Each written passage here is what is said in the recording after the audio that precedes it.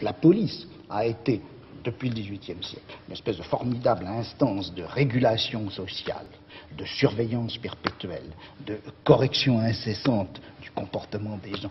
Une instance non pas tellement de justice que de normalisation. La justice est au service de la police.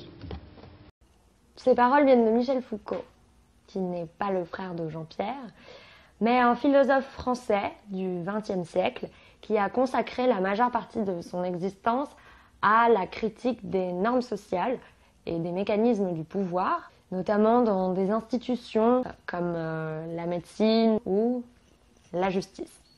Je vais vous parler d'un fait récent. Le 18 mai 2016, il s'est passé ça.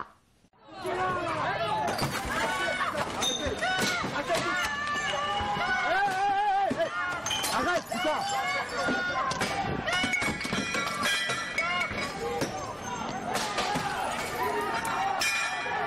Hé, fais attention, fais attention!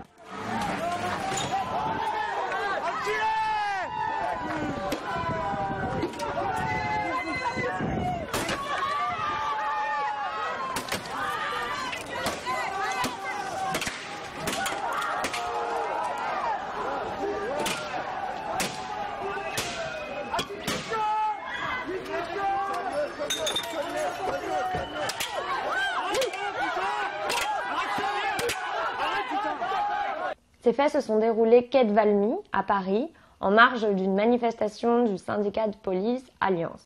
Ces images sont d'une rare violence et je tiens à préciser qu'il n'est absolument pas l'objet de cette vidéo de la remettre en question une seule seconde. Aucun élément de preuve aujourd'hui n'est apporté dans ce dossier. On peut se poser la question légitimement de savoir si cette détention provisoire n'est pas là pour sanctionner leurs idées. Vous me direz, être suspecté sans preuve, est-ce vraiment grave au fond? Non. Clairement, on a l'habitude. Mais être accusé sans preuve, n'est-ce pas là plus problématique? C'est pas à celui qui est accusé de faire la preuve qu'il est innocent. C'est à celui qui accuse de faire la preuve que son accusation tient debout. Nous sommes d'accord. Au total, sur 9 personnes poursuivies, 7 ont été condamnées. 5 ont avoué les faits, 1 est aujourd'hui en fuite. Alors, 7 moins 5 plus 1... nous en reste un, non? Si le cheval est la plus belle conquête de l'homme, l'homme est la plus belle conquête de la mitraillette. Je ne suis qu'un témoin. Je vois se construire un monde où ce n'est pas assez dire hélas que l'homme n'y pourra vivre. Il y pourra vivre, mais à la condition d'être de moins en moins un homme. Et d'ailleurs, ce monde ne se construit pas. Il donne l'illusion de se construire parce qu'on y tronque, mutile, retranche tout ce qui appartenait jadis à l'homme libre. Bon, alors ça, c'est l'arrière-grand-père. Mais on peut penser que si Bernanos n'avait pas été Bernanos, il en aurait peut-être été autrement. Bon, c'est le cas aussi d'Ophélie Winter. Hein.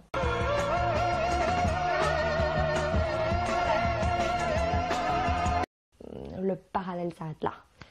Nous ne pouvons nous empêcher de penser que la farandole médiatique qui s'est déroulée autour de ce procès n'est pas pour rien dans la sentence prononcée contre ce jeune homme de 23 ans. La détention est devenue le principe et non pas l'exception. Et c'est pour ça que cette affaire est emblématique à 2 titres. D'abord pour le traitement judiciaire des violences policières, ensuite pour l'utilisation abusive de la détention provisoire en France.